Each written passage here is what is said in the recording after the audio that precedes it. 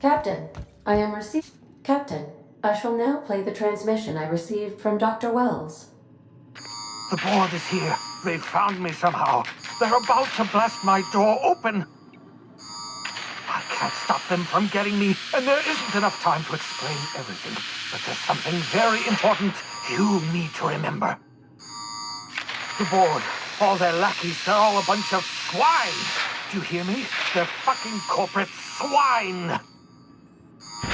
You fucking pigs! I'll take you all out with me! I'll never... It would seem the recording captured some rather dire events. I presume you'll want to dock at the orbital lab to check on your associate as soon as possible. How can I be of assistance? What part? Where? Of what part of the colony? How can... May luck...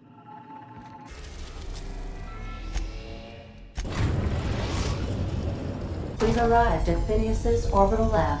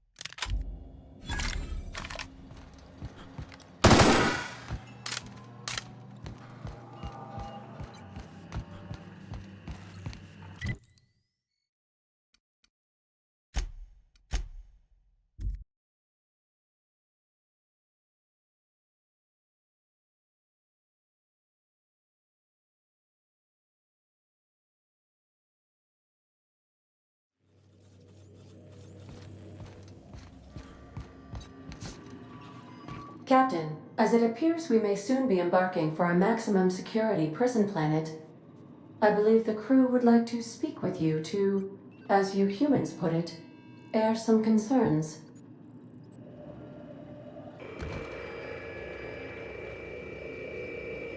Those board goons kidnapped Mr. Phineas and hauled him away to Tartarus.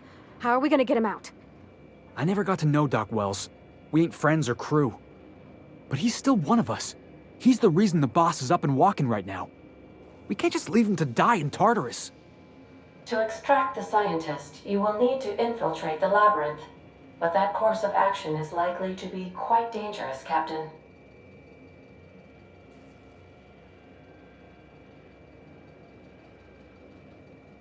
I am programmed to warn you whenever you exhibit inclinations toward risky behavior. Breaking into Tartarus will not be easy. Let's just do it. Kick down some doors, grab Doc Wells, and cut a path out. We don't need a plan. We got guns. If you really mean to do this, you should see to your final affairs and close out any unfinished business. Once you sneak into Tartarus, you may be there a while. Or permanently.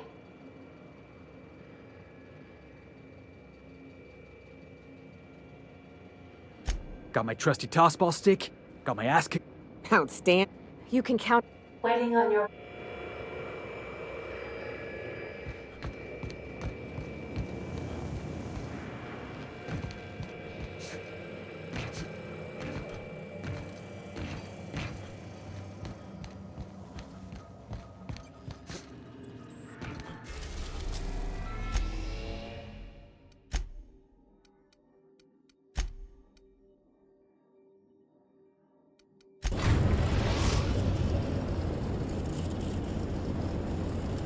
I am pleased to inform you that we have... Please be advised that electrical storms on the surface of Tartarus make departure impossible at this time. Oh, speak of the devil. Captain, I am receiving a transmission from the prison's docking authority now. Attention, unauthorized spacecraft. This is a maximum security installation.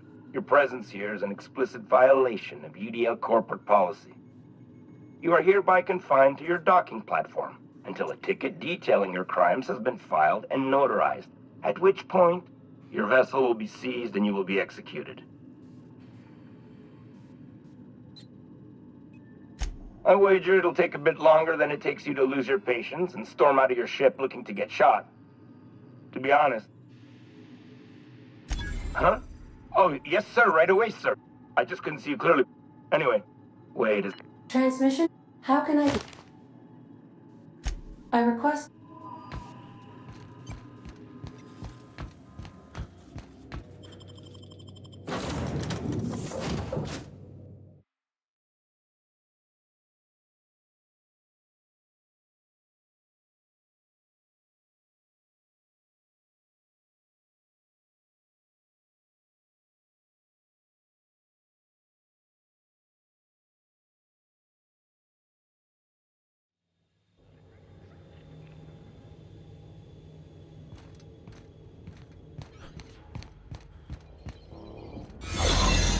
The captain did right by us once. What's that noise?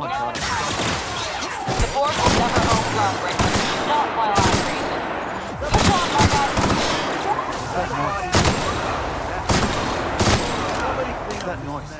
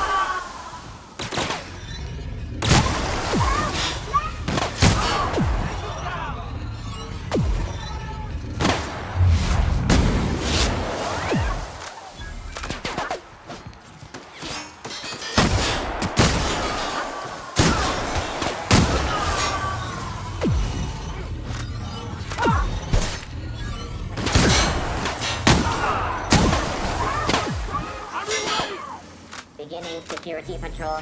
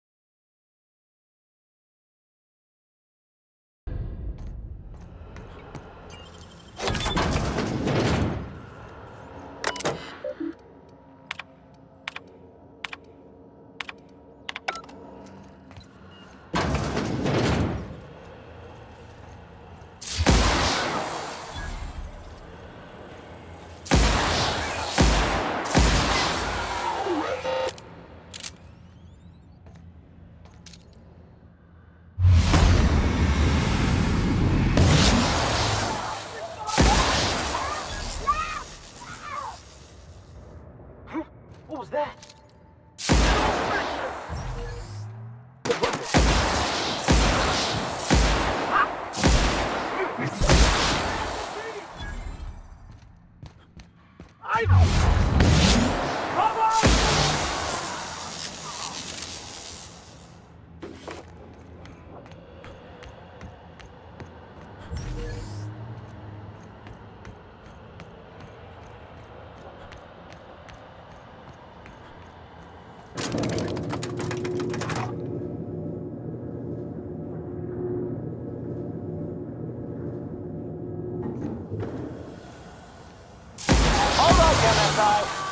I'm not one for rousing speeches, but the captain needs our help.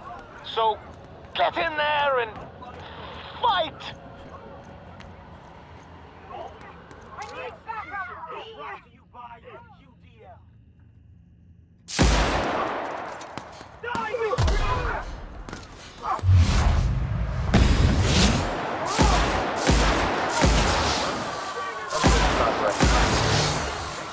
Nothing there. Get him!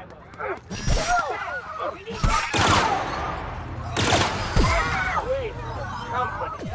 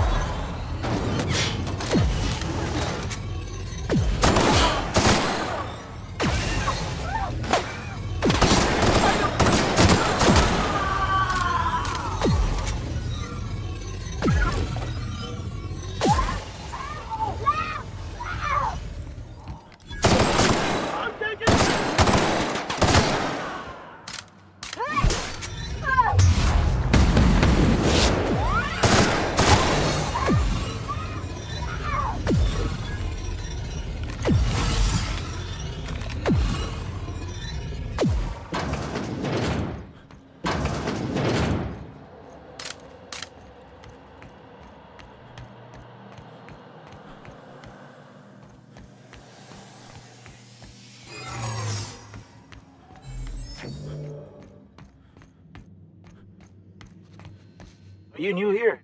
I didn't think we were hiring more staff.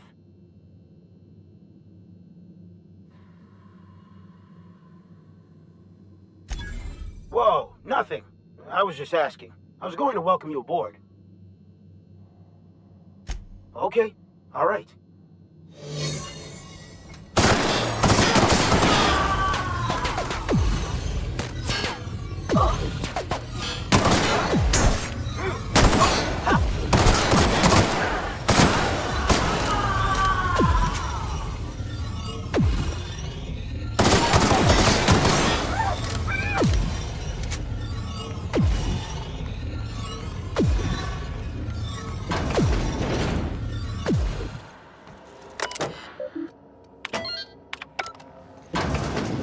Well, look who it is. I'll be damned. I was prepping the studio for our announcement, and here you are as a bonus. When you go off and get yourself shot, try to avoid taking one to the face. I'll want it recognizable to show to my citizens.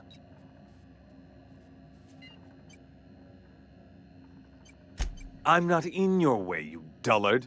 You talk to me. You want to go die in a blaze of glory? Be my guest. Besides, I don't know what you think you're doing here, but Sophia's doing good work up there with Phineas.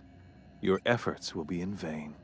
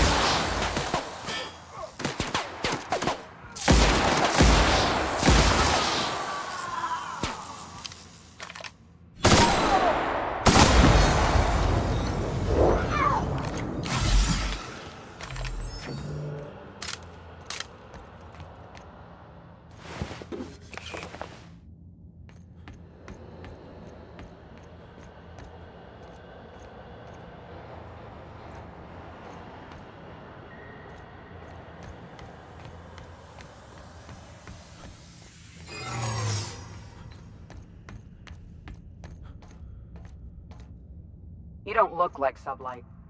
Must be freelance.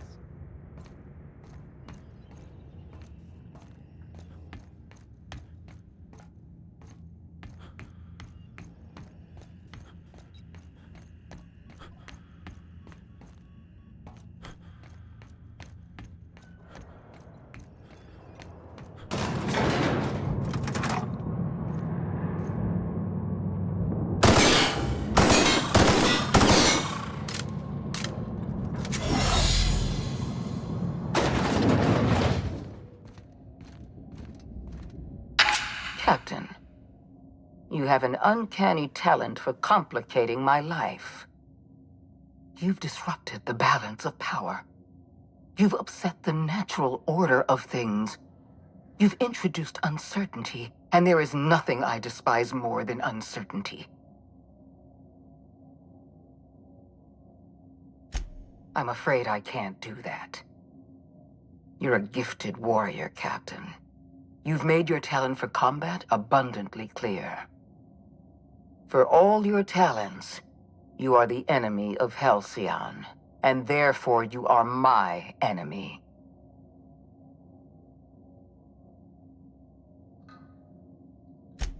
I have no intention of dying on Tartarus, Captain. Not when there's so much work left to do. I admit I miscalculated the extent of your influence. The board's plan never accounted for you. This is a mistake I intend to correct. I have Dr. Wells in my custody. Once I've secured his cooperation, I can move forward with the program. I can repair the damage you've done. I can set things right.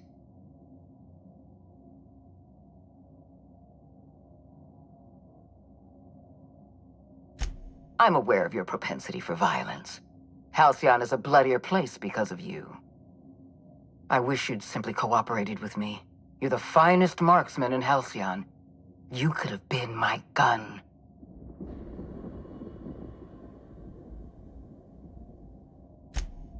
If you insist. This prison is equipped with an automechanical warden. I've had it programmed to eliminate you on sight and rinse your remains down a drain. And don't worry. I will inform Dr. Wells that you died heroically, or something.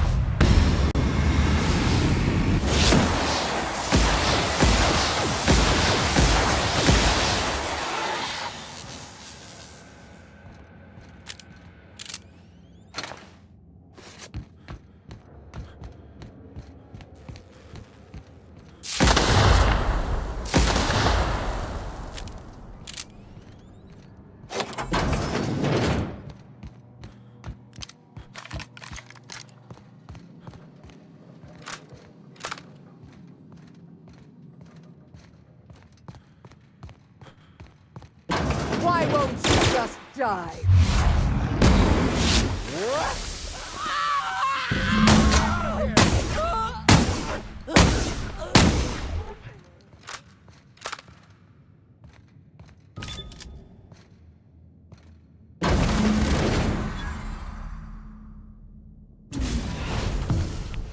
You don't know how glad I am to see you. You did the right thing. Akande was a monster. Her death was much deserved, and long overdue. And you lunatic, you broke into the board's own fortress just to rescue one doddering old man. You are absolutely out of your mind, and I can't begin to thank you enough.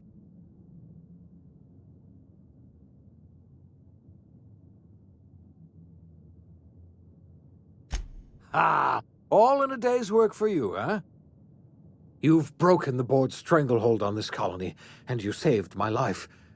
But there's still so much we have yet to accomplish. You and I are going to have to work harder than ever to save Halcyon. I'm afraid the situation is far worse than any of us ever anticipated. Theatrics! Merciful law, I wish I were exaggerating. Earth has gone dark. We haven't received a single message in 3 years. There's been no communication, no signals, nothing. 2 years ago, the Earth's Directorate's frigate disappeared on their way back to Earth. We don't know what they discovered when they arrived, or if they arrived at all. We're in serious trouble, my friend. Do you know what this means for Halcyon? We can't rely on Earth for support anymore. We've been cut loose. We're entirely on our own.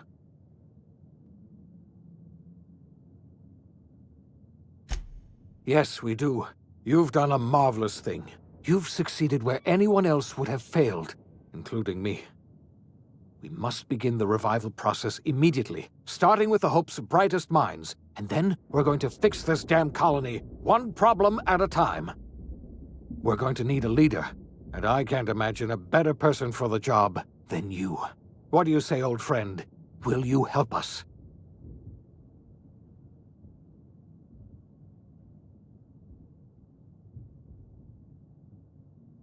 When I revived you, I thought you were going to help me save this colony. I was wrong. I had our roles reversed, you see. You're the one who's going to save us all. I'm just the one who set you on your path. You're the best thing to ever happen to Halcyon. If you want to take it upon yourself to lead this colony, you have my support. We're not a colony any longer, are we? Our last connection to Earth has been severed, and so we have been set free. Our future is uncertain, and no one knows what tomorrow holds. Exciting, is it?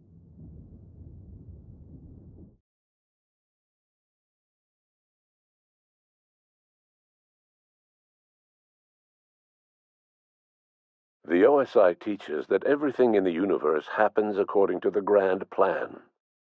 But the stranger that arrived in Halcyon was an unplanned variable. From the moment he landed in Emerald Vale, his actions altered the course of history. The events on Tartarus brought about the end of the board's authority. But the board's mistakes would haunt the colony for decades to come. The damage they left behind would require the work of a generation to repair. Dr. Phineas Wells began reviving a handful of the Hope's colonists. Engineers, scientists, technicians, and intellectuals. They were among the brightest minds the Earth had ever sent out into the stars. The Hope scientists and engineers woke up in a colony descending headlong into total collapse. With no way to return to Earth, they had no choice but to band together and devote themselves to the cause of saving Halcyon.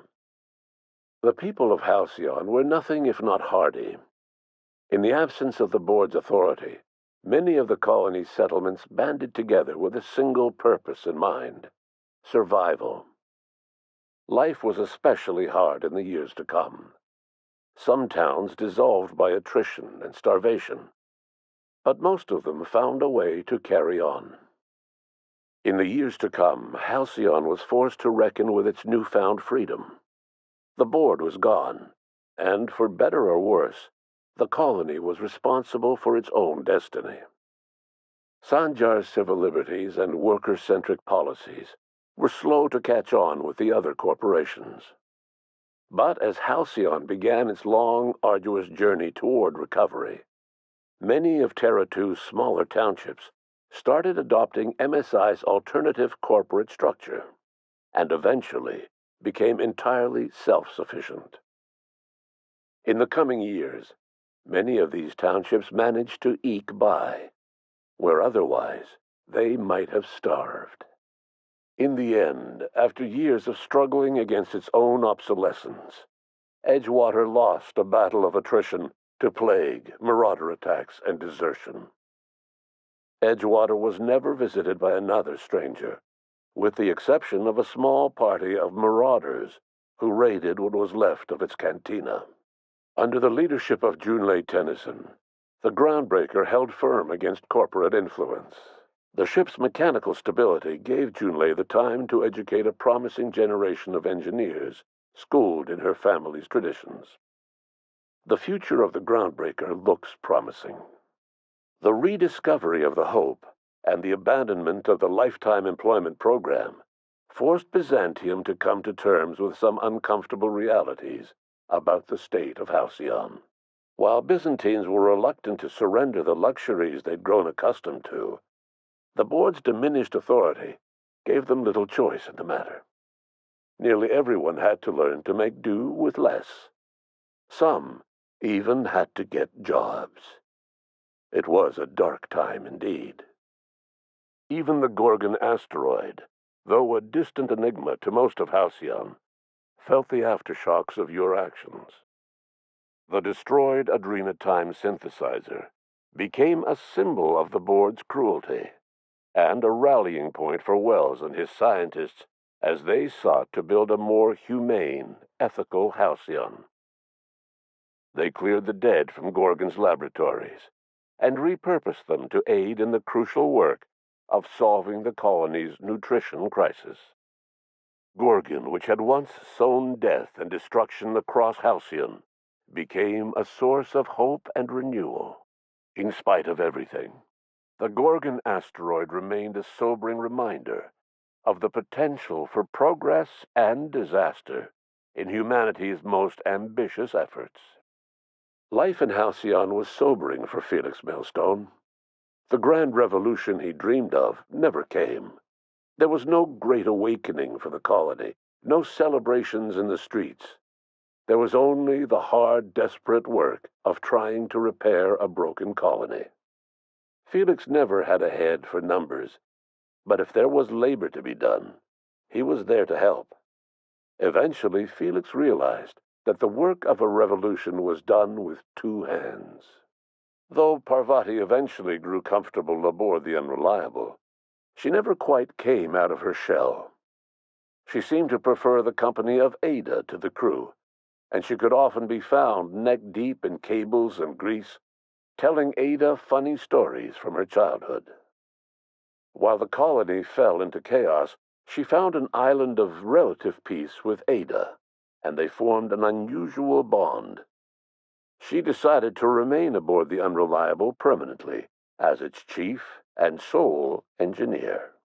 As hard as she tried to drink them away, Nyoka's memories eventually overcame her. Traveling with the crew served as a constant reminder of the family she'd lost, and so she eventually returned to Monarch to get back to what she found most comfortable: the deep end of a bottle and the far end of a trail. Few have seen her since, but travelers often swear they hear her and her machine gun in the night, screaming swears and spitting bullets.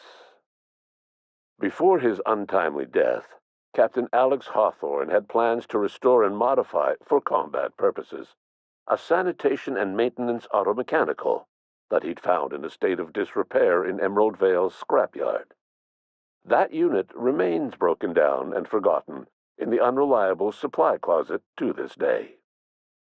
As for Dr. Phineas Wells, he spent his remaining years in his orbital lab. He eventually came to terms with his own past and was able to forgive the mistakes of his younger self by devoting his remaining years to serving the colony. Dr. Wells was able to revive many more scientists and engineers than he first expected, thanks to the additional batch of chemicals you stole from the Ministry. Wells never forgot about the human lives that were lost in acquiring these chemicals. In the end, Dr. Wells was able to save every scientist and engineer aboard the Hope. Over the next decade, nearly all of the Hope's remaining colonists were successfully revived. Halcyon saw a period of rapid technological and scientific advancement. Breakthroughs in dietary supplements saved the colony from starvation. Geoengineering projects and social reforms began to change the structure and character of the colony. Dr. Wells laid the groundwork for the project to save the colony, but he would never live to see the fruits of his labor. He passed away a few years later. His work was carried on by the scientists and engineers he revived. Today, Halcyon has stabilized. The people of the colony work hard to adapt to their new circumstances. Nearby colonies send aid and supplies. Life will never be easy in Halcyon, but for the first time in its history, there exists a sense of real, genuine hope about the future. And what about you, the unplanned variable in the history of Halcyon? Long after Wells passed away, you carried on his work with more energy, determination, and brilliance than he could ever muster. The years that followed were hard, but Halcyon survived by the efforts of the Hope's most promising colonists, the greatest of which was you. No one knows what's happened to Earth, and no one knows what the future has in store for Halcyon. All we know for certain is this: the name of the Unreliable and that of its intrepid captain will remain the subject of countless stories for years to come.